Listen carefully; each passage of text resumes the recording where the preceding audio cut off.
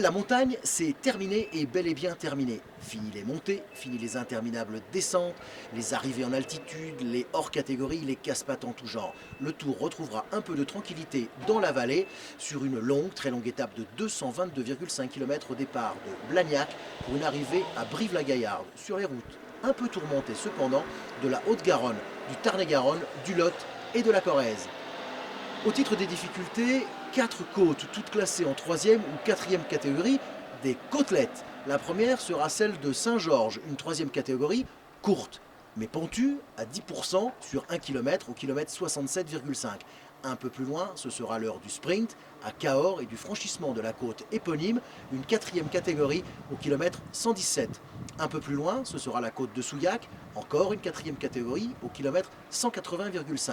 Et pour terminer, la côte de Lissac-sur-Couze, pour finir encore et toujours une 4e catégorie au kilomètre 212,5. Il en sera quasiment terminé. À 10 km de l'arrivée, les gaillards du sprint pourront se préparer au final à vue Léo Lagrange.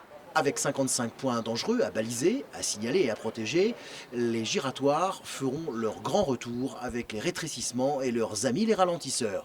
Les équipiers de l'Assemblée des départements de France se chargeront, comme à l'accoutumée, de les protéger, de les baliser et de les signaler.